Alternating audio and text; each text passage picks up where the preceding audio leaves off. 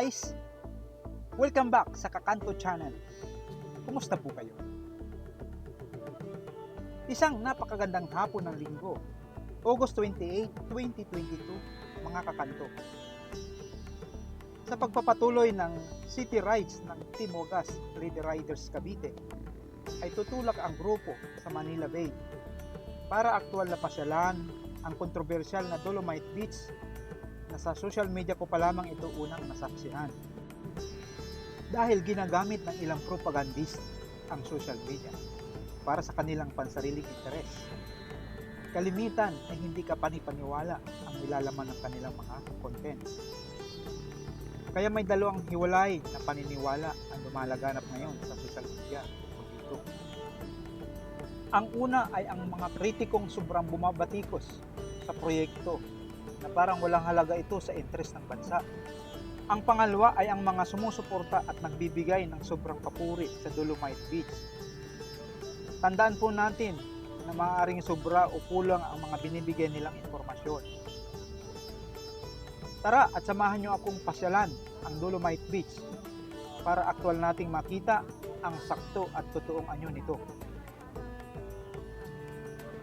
Ang Kanto Tejero Channel po ay nananatiling parsyal, non-partisan, walang pinagtatakpan, walang pinapaboran, at lalong-lalong hinding-hindi maninira ng ibang tao o institusyon para lamang sa pansariling kapakanan. Let's go!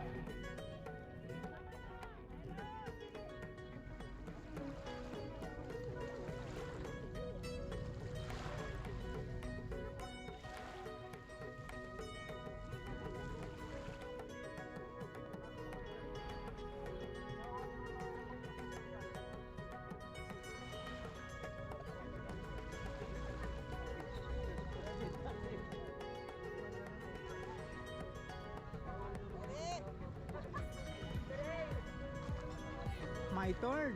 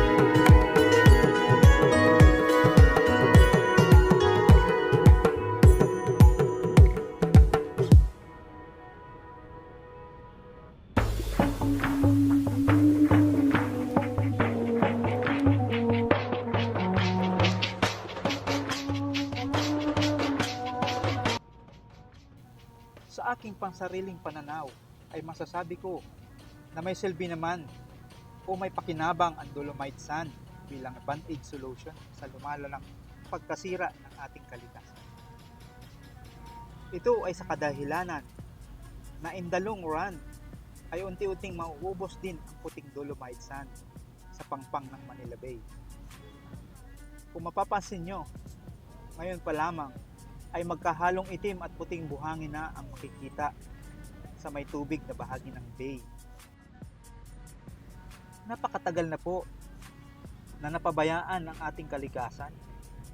Hindi lamang ang Manila Bay bagkus ay tingnan natin ang pangkalahatang kalagayan ng bansa.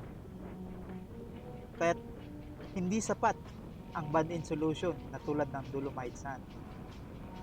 Ganun pa man ay masaya ako dahil ngayon ay binibigyan na ng pansin ng ating gobyerno ang kapaligiran kaysa noong mga naunang pamahalaan. Maaari naman na may binubuong overall plan ang gobyerno ukol dito. Dahil pansamantala lamang ang kalinisan at magandang tanawin sa Manila Bay. Dumarating at paulit-ulit na sumasadsad sa pangpang ang mga basura galing sa karatig bayan, maging sa mga kalapit na lalawigan. Dapat nating tanggapin na malubha na ang problema natin sa kalikasan. Kaya huwag po natin iasa lamang sa ating pamahalaan ang solusyon.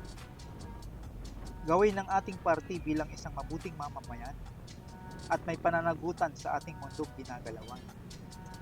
Nag-uumpisa ang pagbabago sa ating mga tahanan at sa paghubog sa ating musmos na mga anak upang malaman nila ang pananagutan at parte nila sa kalikasan.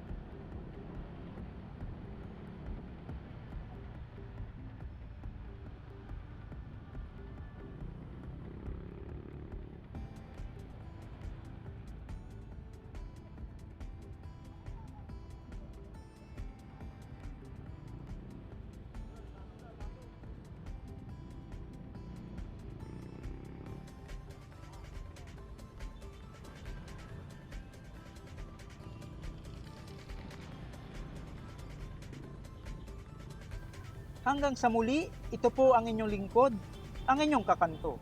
Pansamantalang nagpapaalam. Consider subscribing to my channel and we'll see you on my next video. Bye-bye!